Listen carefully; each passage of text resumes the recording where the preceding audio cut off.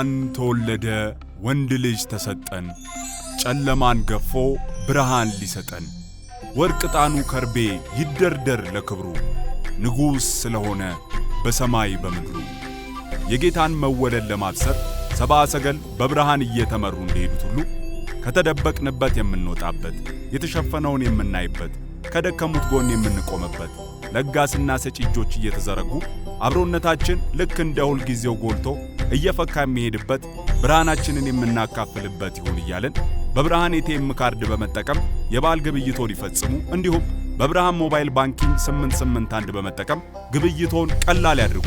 ከብርሃን ባንክ ጋር የሚሰሩትን የገንዘብ አስተላላፊ ድርጅቶች በመጠቀም ለበዓሉ ለወዳጅ ዘመዶ ስጦታ ይላኩ፣ ይቀበሉ። መልካም በዓል። ብርሃን ባንክ። እንደ ስማችን ብርሃን ነው ስራችን።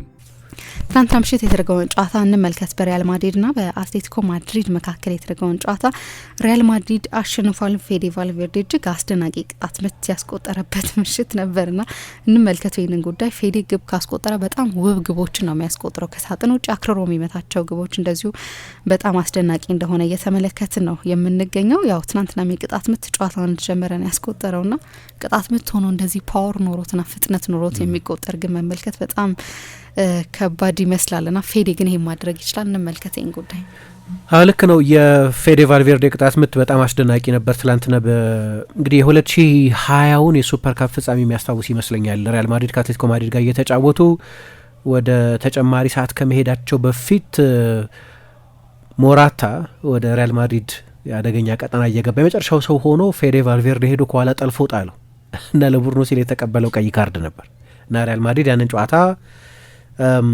አሸነፈ። እና አትሌቲኮ ማድሪድ እንዲህ አይነት ትውስታ አለው ከዚህ ተጫዋች ጋር በዚህ ውድድር በሌላ ደረጃ በግማሽ ፍጻሜ ግን በተመሳሳይ ተጫዋች ደግሞ ሌላ ፈተና ገጥሟቸዋል። ምሳ እንዳነሳሽው በጨዋታው መጀመሪያ ገና በ76ኛው ሰከንድ የተቆጠረ ጎል ነው። በጣም ፈጣን የሮቤርቶ ካርሎስን የሚመስሉ የቅጣት ምቶች አሉ። በቃ ፍጹም ኃይል ተጠቅሞ የሚመታቸው 108 ኪሎ ሜትር በሰዓት የሄደ ነው ፍጥነት ነው የነበረው ቅጣት ምቱ። በጣም አስደናቂ ነበር። ከዚህ በፊት ምሳ እንዳነሳሽው እንዲህ አይነት አስደናቂ ጎሎች የማስቆጠር ታሪክ አለው። ትላንትና ኦልሞስት ከ30 ሜትር 29.98 ሜትር 30 ሜትር ርቀት ላይ ነው ወደ ኦብላክ መጥቶ ያንን ጎል ያስቆጠረው። ኦብላክ በርቀቱ ምክንያት ይመስለኛል 3 ተጫዋቾችን ብቻ ነው የሴንትራል ዎል የሚባለውን መሀል ላይ በሱና በቅጣት ምት መቹ መሀል 3 ተጫዋቾችን ብቻ ነው ያደረገው። ሩቅ ነው ከዚህ መጥቶ አያስቆጥርብኝ ምናምን ብሎ ነገሩን አቅልሎ በማየት ሊሆን ይችላል። እና ከጨዋታው በኋላ ኮርቷ ይሄ ሰሞኑን ሮቤርቶ ካርሎስ ታሟል እየተባለ አይደለም እሱ እንደሚባለው በጣም ክሪቲካል አይደለም ብሎ አስተባብሏል። ግን ለሮቤርቶ ካርሎስ ስጦታ የሚሆን ጎል ነው ያስቆጠረው የሚል አስተያየት ሰጥቷል።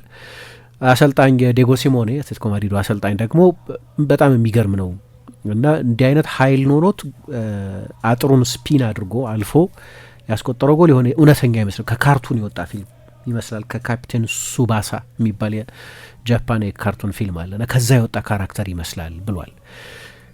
ከዚህ በፊት ከዚህም ከራቁ ቦታዎች ጎል አስቆጥሮ ያውቃል። ለምሳሌ በ2024 ኦገስት ሪያል ቫያዶሊድ ላይ ጎል ሲያስቆጥር ከ30.3 ሜትር ነበር ጎል ያስቆጠረው። ከቪያሪያል ጋር ከ30.5 ሜትር ነው ጎል ያስቆጠረው። እዛ ጨዋታ ላይ ነው ከአሌክስ ባዬና ጋር የተጣለው። ትላንትና ሲጣሉ ሳያቸው እሱን አስታወሰኝ።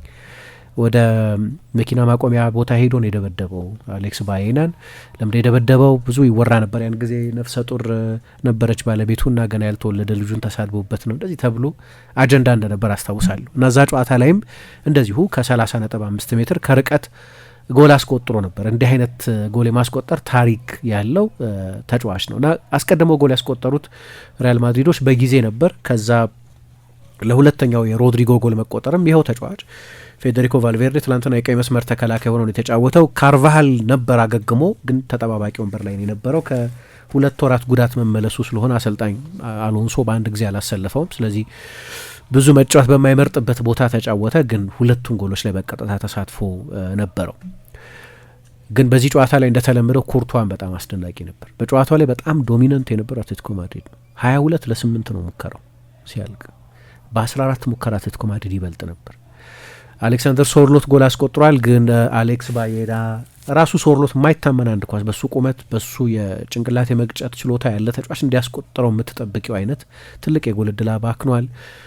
ተቀይሮ ከገባ በኋላ አንቷን ግሪዝማን እና ሌሎችም ተጫዋቾች በጣም ትልልቅ እድሎች ነበሯቸው። ግን ኩርቱዋ ከኤምባፔ ጋር የዚህ የሪያል ማድሪድ ቡድን ሱፐርስታር እሱ ነው። ትላንትና በጣም አስደናቂ ሙከራዎችን አድኗል። አሁን አሎንሶ በሰርቫይቫል ሞድ ላይ ነው ያለው። እሁድ እለት ለምሳሌ ከባርሰሎና ጋር በሚደረግ የኤል ክላሲኮ ጨዋታ በመጥፎ ሁኔታ የሚሸነፍ ከሆነ ቢባረር ብዙ ላይገርም ይችላል። እንዲህ በቋፍ ያለ ነው። ሱፐር ካፕ በኃላፊነት የመቆየት አለመቆየቱን ጉዳይ የሚወስን ውድድር ነው ተብሎ ነው ወደ ጂዳ ወደ ሳውዲ ወደዛ የሄደው እና ሰሞኑን ውጤቱ ጥሩ ነው። ባለፈው ሪያል ቤቲስን ያሸነፉበት ፐርፎርማንስ ጎንዛሎ ጋርሲያ ሃትሪክ ሰርቷል።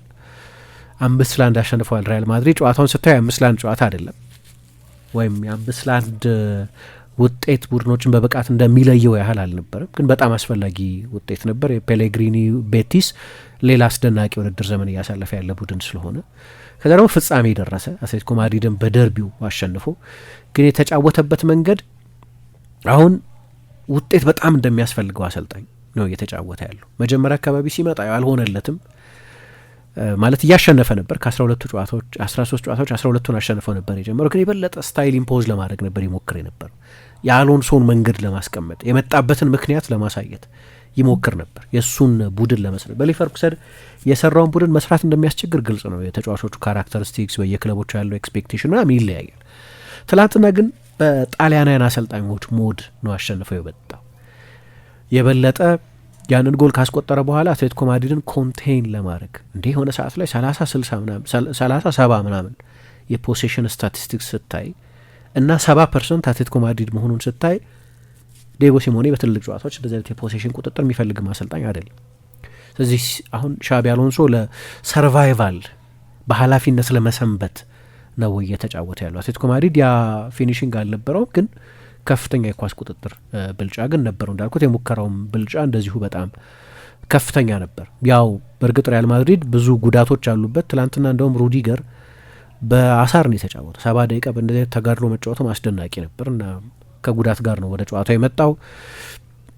ዲን ሀውሰን ከረጅም ጊዜ ጉዳት መምጣቱ ስለነበር እሱን ደፍሮ ማሰለፍ አልፈለገም። የቀይ መስመር ተከላካዩ ሜክሺፍት የቀይ መስመር ተከላካይ ነው። በኋላም የበለጠ ያደረጋቸው ለውጦች ካየሽ የበለጠ መከላከሉን ለማጥበቅ የተደረጉ ለውጦች ናቸው። ሜንዲን፣ ፍራን ጋርሲያን አይነት ተጫዋቾች ነው ያስገባው። ኦሬሊዮ ሹዋሜኒን ከዛ በላይ መቀጠል ስላልቻለ ሩዲገር የመሀል ተከላካይ አድርጎ ነው ጨዋታውን የጨረሰው። በተቃራኒው አሰልጣኝ ዲየጎ ሲሞኔ ደግሞ የማጥቃት ለውጦች ነው በተከታታይ ሲያደርግ የነበረው። እየቀየረ የሚያስገባቸው ተጫዋቾች በሙሉ የበለጠ ኦፌንሲቭ ተጫዋቾች ናቸው፣ ምክንያቱም ጎል ያስፈልጋቸው ስለነበር።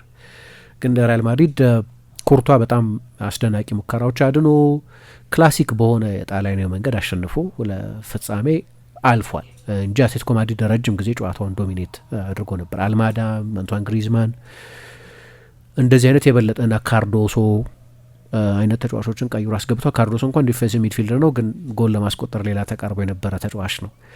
ግን እዚህ ጨዋታ ላይ ይህንን ጨዋታ ካነሳው አይቀር መዝለል የማልፈልገው የሲሞኔና የቪኒሽስ ግጭት ነው። ምን እንዳገናኛቸው ለምን እንደተጣሉ አላቅም። ዲየጎ ሲሞኔ ከጨዋታው በኋላ በተጫዋችነቴም ቢሆን ሜዳ ውስጥ ጥል ተፈጥሮ ቢሆን ሚዲያ ላይ ወጥቼ አውርቼው አላቅም። እንዲህ ተናግሮኝ ወይም እንዲህ ተናግሬው ብዬ ተናግሬ አላቅም። ስለዚህ ሜዳ ውስጥ የሆነ ነገር ሜዳ ውስጥ ይቆያል። እዚህ በተጠይቆኝ መልስ አልሰጥም አለ።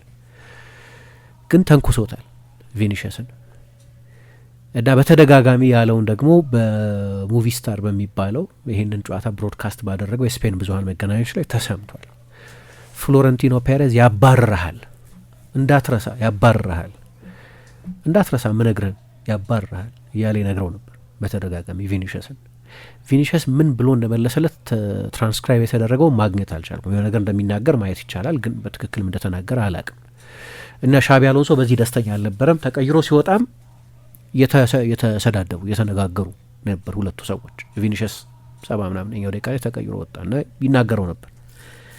እና ሻቢ አሎንሶ ከጨዋታው በኋላ እኔ የማንንም ቡድን ተጫዋች አልናገርም፣ እሱም የኔን ተጫዋች መናገር የለበትም፣ ይሄ ቾሎ እያለ የናገረው የራስ ተጫዋች ላይ አተኩርም፣ የኔን ተጫዋች ለእኔ ተውልኝ ምናምን እያለ ሲመልስም ይታይ ነበር። እና ጥሩ የስፖርትማንሺፕ ወይም የስፖርታዊ ጨዋነት ተምሳሌት አይመስለኝም ትላንትና ያደረገው ነገር ብሎ ተችቶታል። በፍጹም ትክክል አይደለም፣ አክብሮት የጎደለው አነጋገር ነው የሚል አስተያየት ሰጥቷል። እንግዲህ አትሌቲኮ ማድሪድ ግን ትላንትና በፖሴሽን ሲያልቅ 55% ግን በሙከራ ደግሞ 22 ለ8 የነበረው የሙከራው መጠን። ቁም ነገሩ ግን በቀደም አትሌቲክ ቢልባውን 5-0 ካሸነፈው ባርሰሎና ጋር ለፍጻሜ ደርሷል እና ያ ጨዋታ ለአሰልጣኙ በኃላፊነት መቆየት በጣም ቁልፍ ሊሆን ይችላል። እሁድ የሚደረግ ጨዋታ ነው። ሕፃን ተወለደ፣ ወንድ ልጅ ተሰጠን፣ ጨለማን ገፎ ብርሃን ሊሰጠን፣ ወርቅ ዕጣኑ ከርቤ ይደርደር ለክብሩ፣ ንጉሥ ስለሆነ በሰማይ በምድሩ።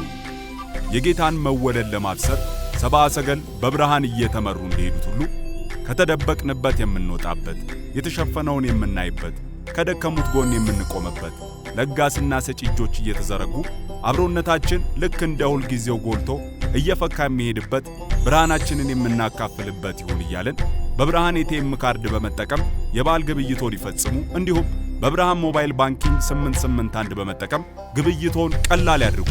ከብርሃን ባንክ ጋር የሚሰሩትን የገንዘብ አስተላላፊ ድርጅቶች በመጠቀም ለበዓሉ ለወዳጅ ዘመዶ ስጦታ ይላኩ፣ ይቀበሉ። መልካም በዓል። ብርሃን ባንክ። እንደ ስማችን ብርሃን ነው ስራችን።